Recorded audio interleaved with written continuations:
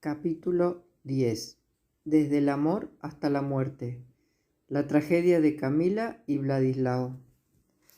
La actual iglesia del Socorro, en Suipacha y Juncal, fue escenario del despertar de este amor desgraciado. Por los años 1847-1848, plena época rosista, el lugar era un tranquilo barrio de quintas arboladas entre cuyo verdor se destacaban las elegantes torres de la iglesia. En las cercanías vivía la familia O'Gorman, compuesta por un padre de origen franco-irlandés, madre porteña de antigua estirpe y 6 hijos, entre los que se distinguía Camila.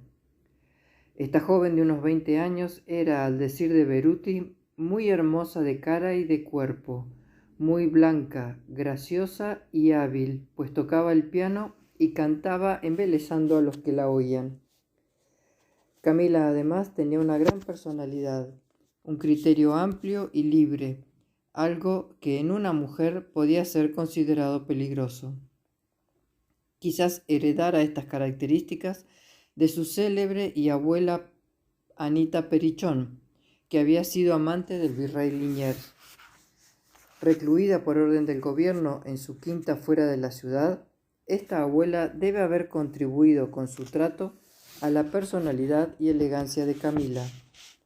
Artista y soñadora, dada a las lecturas de esas que estimulan la ilusión hasta el devaneo, y librada a los impulsos de cierta independencia enérgica y desdeñosa, había llegado a creer que era demasiado estrecho el círculo fijado a las jóvenes de su época.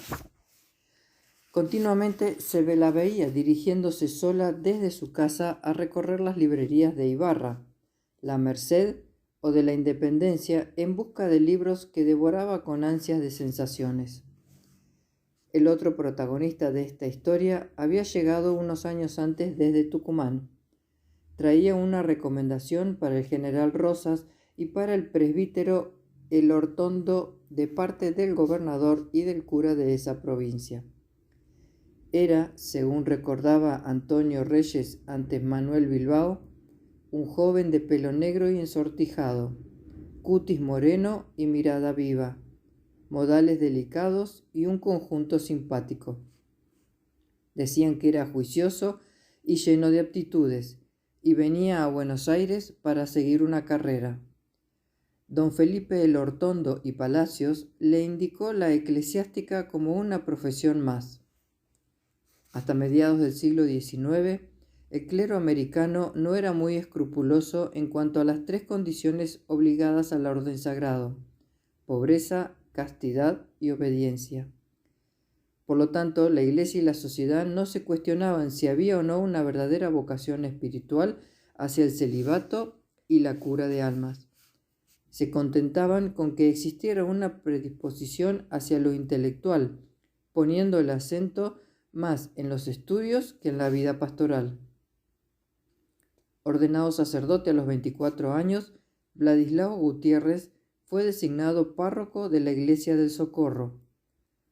Pronto reparó en una joven alta, de pelo castaño y expresivos ojos oscuros, de un andar elegante y gracioso. No tuvo que esperar mucho para que se la presentaran. Era hermana de Eduardo O'Gorman, compañero en la carrera sacerdotal. Como casi todas las mujeres de la época, Camila era bastante devota. Iba a misa con frecuencia y le gustaban mucho los sermones del nuevo párroco. A veces él iba de visita a su casa. Poco a poco se hicieron amigos. A los dos se les veía por el bosque de Palermo entregados a sus prolongadas conversaciones, dice Bilbao, el confidente de Antonio Reyes, comandante de la prisión de Santos Lugares, que tuvo oportunidad de hablar largo rato con Camila. Desde el primer momento había nacido entre ellos una simpatía alimentada en conversaciones diarias, visitas y hasta paseos a caballo. No habían caído en la cuenta de que se estaban enamorando.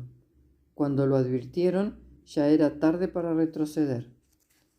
Seguramente el joven sacerdote se debió sentir más responsable de lo que sucedía, pero sus escrúpulos fueron acallados con razonamientos valederos.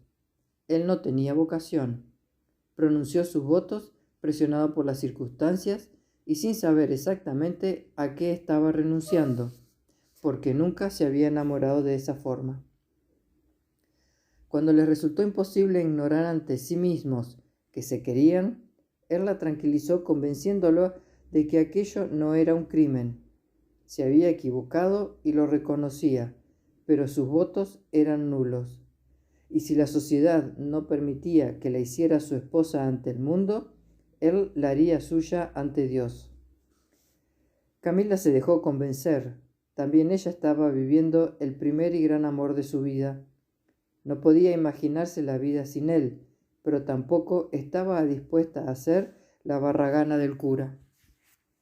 Empezó a concebir la idea de huir de Buenos Aires y cambiar de identidad, para poder vivir casados ante Dios y ante los hombres.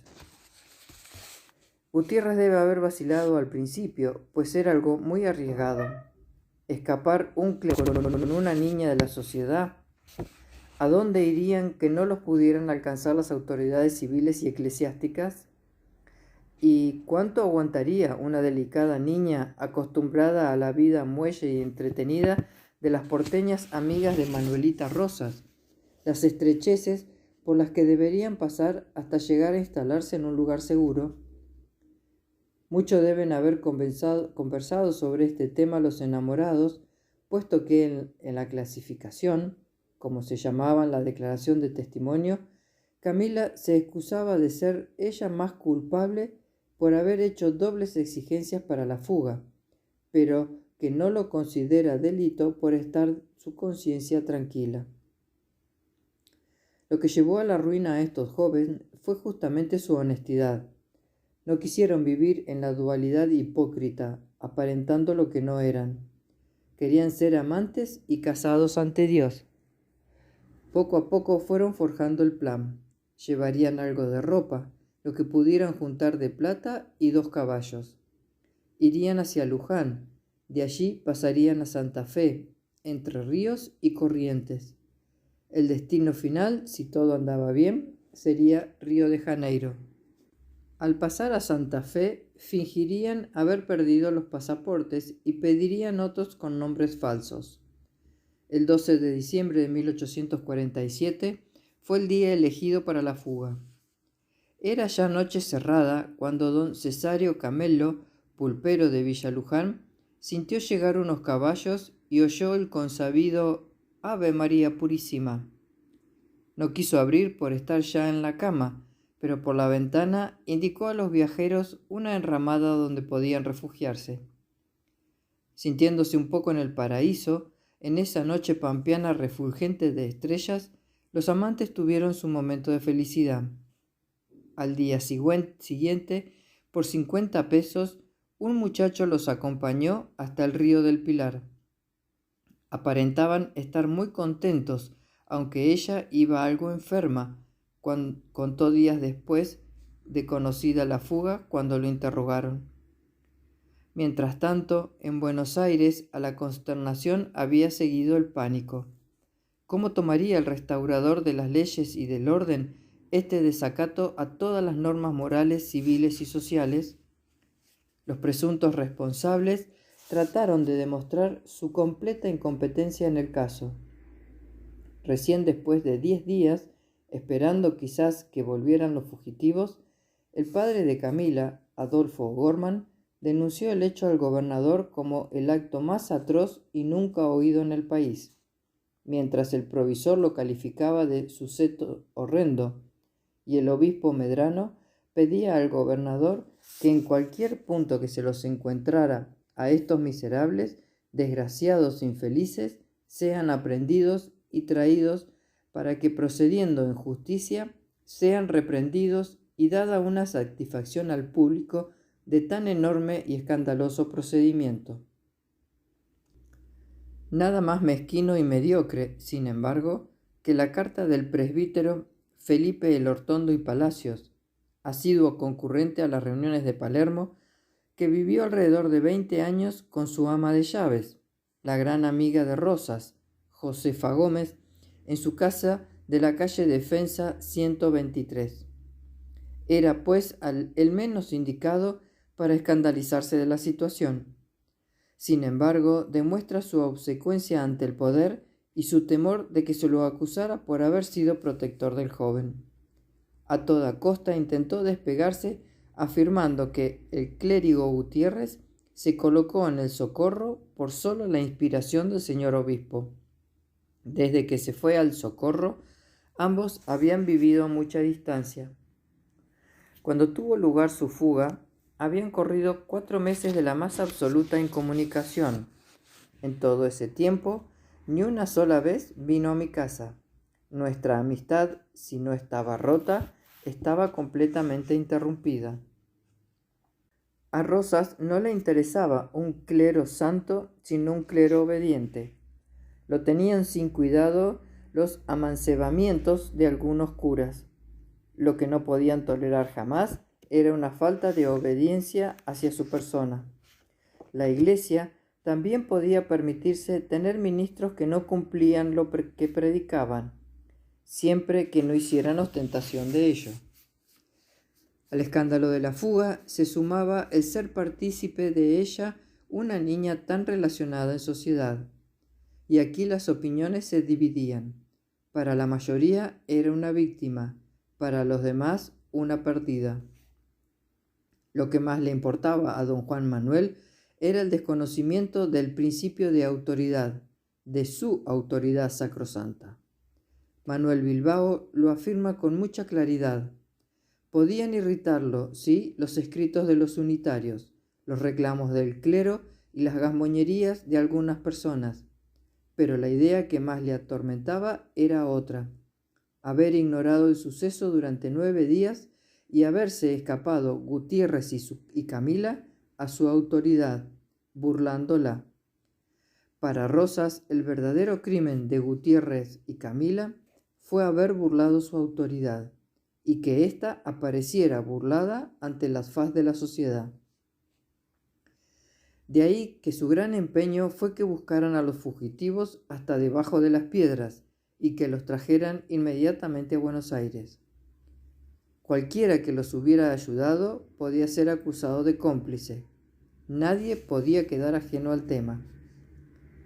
La nota de filiación de los reos fue repartida por toda la provincia de Buenos Aires y más adelante por todo el país.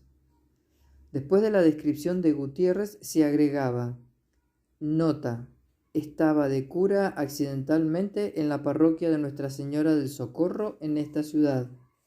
Lleva 2 ponchos tejidos, uno negro y otro oscuro con listas coloradas, y en las faldas del recado tiene unas como fundas para pistolas.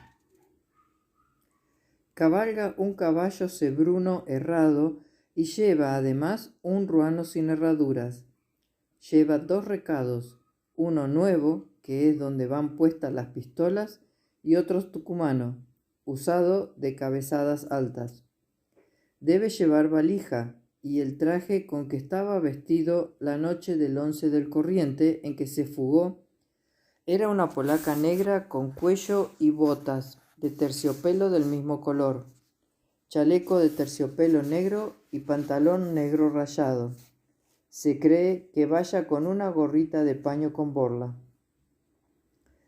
Rosas podría haber usado su poder en forma magnánima para perdonar. Si los jóvenes hubieran acudido a pedirle ayuda, seguramente lo habría hecho. Pero esto era simple y llana subversión, palabra odiada por todos los que se creen guardianes del orden y poseedores de la verdad. Las frases dichas a una persona de su confianza y citadas por Bilbao son por más elocuentes. No soy niño para sorprenderme con los escándalos de los clérigos. Lo que no puedo permitir ni tolerar es que falten a la autoridad, se rían de ella, la ridiculicen. Los he de encontrar aunque se oculten bajo tierra, y con ellos he de hacer un ejemplar escarmiento. Los he de hacer fusilar donde los encuentre. Aterrado por este exabrupto, el confidente de Rosas comunicó a Manuelita el cariz que estaban tomando la situación. Mientras tanto, para buscar apariencias de legalidad, el gobernador mandó a unos cuantos juristas que estudiaran el asunto para saber qué pena correspondía a los sacrílegos. Las leyes consultadas eran del fuero juzgo y de las 7 partidas de Alfonso el Sabio. Otro tiempo, otro lugar, otras circunstancias. Nada de eso importaba. Los unitarios que vivían en el exilio aprovechaban para fustigar al responsable de actos tan aberrantes. Desde Chile, Sarmiento escribía: «Ha llegado a tal extremo la horrible corrupción de las costumbres bajo la espantosa tiranía del Calígula del Plata, que los impíos y sacrílegos sacerdotes de Buenos Aires huyen con las niñas de la mejor sociedad, sin que el infame sátrapa adopte medida alguna contra esas monstruosas inmoralidades». Las primeras noticias de los prófugos se tuvieron el 27 de diciembre y los informantes pensaban que habían tomado el camino de Santa Fe. En efecto, el 1 de marzo, el gobernador de esa provincia, Pascual Echagüe, informaba que los reos habían solicitado un pasaporte para Entre Ríos, diciendo que eran marido y mujer, que al enterarse de quiénes eran, el juez de paz los había mandado prender, pero ya se habían marchado. En esta primera etapa, la suerte parecía sonreír a los enamorados. Ya en Paraná, en febrero del 48, consiguieron finalmente un pasaporte a nombre de Máximo Brandier, comerciante natural de Jujuy, y su esposa Valentina de San. Al llegar a Goya con su nueva identidad, pudieron tomarse un respiro y prepararse para la última etapa, el Brasil. Mientras tanto, para ganarse la vida, abrieron una escuela para niños, la primera que existió en esa pequeña ciudad. Pudieron vivir 4 meses en una relativa felicidad, olvidando la persecución de que eran objeto. El 16 de junio ocurrió el desastre. Invitados a una fiesta, encontraron allí a un sacerdote irlandés que conocía a Gutiérrez y lo saludó por su nombre. Tomados por sorpresa, solo atinaron a negar su verdadera identidad. La noticia voló y al día siguiente, por orden del gobernador Virasoro, los 2 maestros fueron encarcelados e incomunicados. La maquinaria del poder empezaba su obra despiadada. En cuanto Rosas conoció la noticia, dio orden de que se condujeran a los reos en 2 carros separados a santos lugares, donde estaba la más temida prisión del régimen.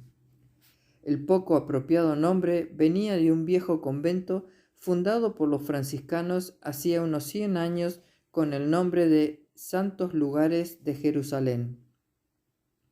Había allí un pueblo de indios y durante la campaña contra Lavalle, Rosas había mandado levantar un campamento que se convirtió en caserío de amplias calles y ordenados ranchos rodeados de huertas, donde él mismo tenía una casa de campo. El lugar, ameno y campestre, se veía ensombrecido, sin embargo, por la presencia de la cárcel, reservada a los mayores enemigos de la Santa Federación. Con creciente angustia, los amantes vieron cómo se cerraban las puertas de sus respectivas prisiones. Estaban incomunicados entre ellos y con el resto del mundo.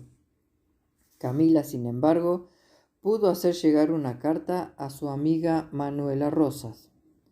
Esta le contestó el 9 de agosto, alentándola a que no se dejara quebrar, que ella la ayudaría. El mismo día mandó comprar a la mueblería de la Independencia un juego completo de dormitorio, un colchón, un sillón y 2 sillas de Viena, y buscar un piano para entregar en la casa de los ejercicios. En la boleta decía: Doña Manuelita de Rosas para Doña Camila O'Gorman. Manuelita preparaba para su amiga un lugar digno donde empezar la sentencia. No había olvidado a Gutiérrez, para quien hizo llevar libros de historia y de literatura al calabozo que le esperaba en la cárcel del Cabildo. Pero el plan de Rosas no entraba la llegada de los reos a Buenos Aires, donde podrían haber tenido defensa. Para no tener que enfrentarse con los pedidos de clemencia de su hija, era necesario actuar drásticamente. Las declaraciones que Camila hizo en San Nicolás no hacían sino corroborar su posición subversiva. No estaban arrepentidos, sino satisfechos a los ojos de la providencia, y no consideraban criminal su conducta por estar su conciencia tranquila. ¿A dónde se iba a llegar si hasta las simples mujeres se creían con derecho a entenderse directamente con Dios? Todo eso olía a luteranismo y libre interpretación de la verdad. Eran muy peligrosos. Si hemos de creer al comandante Antonio Reyes, hombre de confianza del restaurador y amigo íntimo de Manuelita desde su infancia, la llegada al campamento se produjo el 14 o 15 de agosto, como a las 3 o 4 de la tarde. Y cuando llegaron a donde estaba la oficina, ya venía atrás una multitud de gente de toda clase y alguna familia de los oficiales, de los escribientes y de otros empleados que estaban allí con el objeto de verlos. Pero como las carretas eran toldadas y traían tapada la puerta de atrás con mantas, nada se podía ver. Di orden al oficial para que no permitiese que se acercara nadie, mientras ordenaba al alcaide que aprontase el calabozo para Gutiérrez y colocase a la joven en un cuarto a la entrada de la cárcel, destinado a decir misa a los presos, como ya estaba prevenido y dispuesto. Le había hecho poner un catre, una mesa y 2 sillas. Una vez adentro, tomó la silla y se sentó, diciéndome lo siguiente: ¿Es usted, señor, el que manda aquí? Es el señor, le contesté señalando al alcaide. Bien, pues debo prevenir a ustedes que yo vengo enferma y necesito un médico. Y separando del vientre un pañuelo grande con que venía tapada, dijo: ¿No ven ustedes cómo vengo? Y acompañó lo que decía, sacando afuera el vientre. Reyes dudó de que fuera verdad el estado de preñez, aunque no se lo dijo, pues no había aún señas visibles en su cuerpo. No tenía en cuenta que en una joven alta y bien proporcionada apenas puede notarse un embarazo hasta los 5 meses. A pesar de su duda, en cuanto le comunicaron la orden de fusilamiento, apeló al embarazo para pedir una conmutación de pena. La joven representaba unos 20 años, sigue recordando Reyes. Su cutis estaba empañado, su semblante demacrado. Se conocía que había llevado una vida agitada y llena de trabajos. Su peinado estaba descuidado y toda su persona se resentía de cierto abandono producido quizás por la vida que había tenido que llevar. A pesar de eso, se le notaba bastante soltura para expresarse y suma sencillez para conversar. Me di a conocer. Se alegró mucho de ello. Le pregunté qué necesitaba y me contestó que desearía tomar algún alimento, pero que no quería del que se servía en la cárcel. Entonces le dije que no tuviese cuidado, que le iba a mandar de la comida que se hacía para mí, y que así lo haría todos los días mientras estuviesen allí. Me preguntó si el señor gobernador estaba muy enojado, qué era lo que decían de ella, y que ella conocía y quería mucho a Manuelita. Después de dejarla comer y descansar, Reyes retomó su conversación con Camila para aconsejarla sobre lo que debía declarar. Camila hizo entonces con franqueza la historia de sus amores con Gutiérrez. Databan de fecha muy anterior a su fuga. Explicó que él no tenía vocación y su matrimonio había sido ante Dios, que él no había hecho sus votos de corazón y que por consiguiente eran falsos y no era tal sacerdote, que la intención de los dos era irse a Río de Janeiro, pero que no lo habían podido efectuar por falta de recursos. También Gutiérrez había hecho su exposición y ambas fueron llevadas por un chasque al gobernador la noche del 17 de agosto. Todavía no se había cumplido la orden de poner grillos a la joven. Reyes hizo forrar con bayeta los más livianos que había, y Camila declaró que compartiría con gusto el castigo que ya llevaba su marido desde que los arrestaron. Llegó la noche y con ella el inmenso silencio descendió sobre el campamento. Casi amanecía cuando despertó a todos el retumbar de cascos de caballos, gritos y golpes violentos en el portón de entrada. Era el modo que tenían los hombres del gobernador de anunciar su llegada. Al leer el pliego, Reyes quedó helado y lo pasó en silencio a su ayudante Beascochea. Rosas ordenaba la inmediata ejecución de los reos sin dar lugar a apelación ni defensas. Solo se les otorgaban unos instantes para confesarse y prepararse para morir. Fue entonces que Reyes decidió mandar un urgente despacho avisando el estado de preñez de la joven, avalado por el médico de la prisión. Al mismo tiempo mandó una carta a Manuelita explicándole la urgencia de la situación. Reventando caballos, llegó el chasque a Palermo y entregó los despachos al oficial de guardia. Pero la carta jamás llegó a Manuelita. Rosas interceptó y ratificó la urgencia de la ejecución, reprochando al comandante la demora en cumplir lo decretado y sin aludir al embarazo. Lo último que hubiera querido era que existiera un testimonio vivo de la desobediencia, un hijo que hubiera representado para muchos el triunfo del amor sobre el orden establecido. No quedaba otro remedio que avisar a los jóvenes que habrían de morir y presentarles a los sacerdotes que los iban a confesar. El padre Castellanos, típico exponente del predominio de lo formal sobre el amor misericordioso, tuvo la ocurrencia de hacer tomar agua bendita a Camila para bautizar de ese modo a la criatura que vivía dentro suyo. Con buena voluntad pero simpleza y falta de imaginación, tiró además un puñado de ceniza sobre la cabeza de la pecadora. Cerca de la hora, Gutiérrez hizo llamar a Reyes a su calabozo. El ex cura estaba sentado en el catre, vestido de levita y pantalón negro. Su semblante dejaba entrever la tempestad de sentimientos que lo acosaban.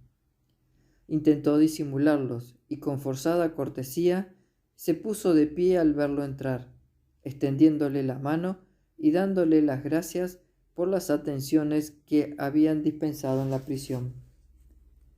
Tratando de disimular su agitación y hablando de forma animada, le dijo: «Lo he llamado para que me diga si Camila va a tener igual suerte que yo». Guardé un silencio significativo que debió ser comprendido, y entonces, tomándome la mano, anhelante, me instó a que le respondiera. Me lo pedía para morir tranquilo, pues era hombre y tenía valor para afrontar la muerte. Efectivamente, estaba entero y sereno. Prepárese para oír lo más terrible. Camila va a morir también. Me pareció que Gutiérrez demostraba cierta satisfacción. Gracias, contestó con voz fuerte. Luego le pidió que entregara a Camila un papelito. Sacó de la gorra de piel que llevaba un lápiz y escribió: Camila mía, acabo de saber que mueres conmigo. Ya que no hemos podido vivir en la tierra unidos, nos uniremos en el cielo ante Dios. Te abraza tu Gutiérrez. Sentaron a cada uno de ellos en una silla, cargada por 4 hombres a través de 2 largos palos, para facilitarles la marcha y ahorrarles sufrimientos, dice Bilbao.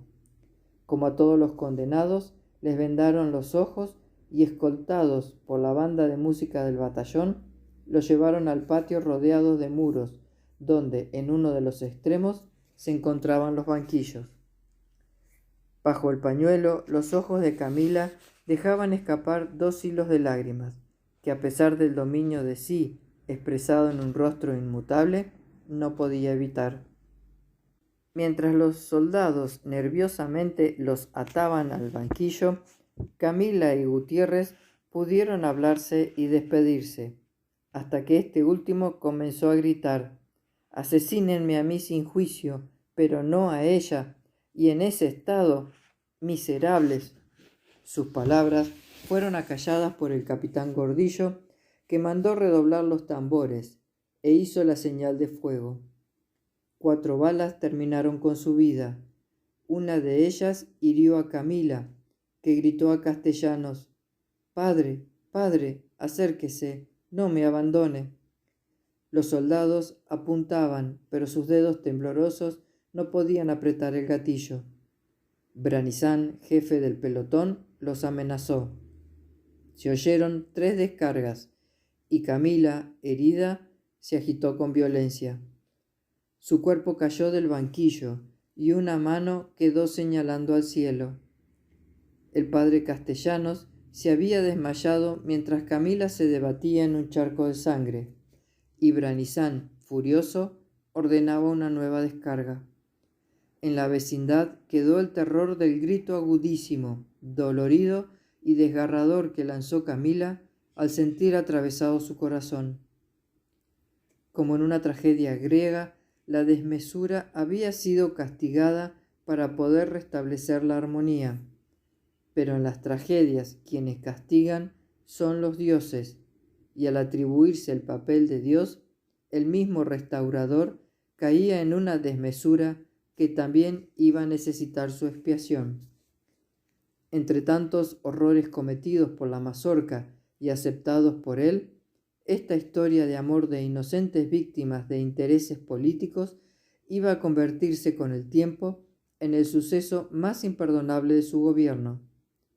Como sucedió a Lavalle con el fusilamiento de Dorrego, el crimen cometido con Camila y Vladislao sería para Rosas el comienzo del fin.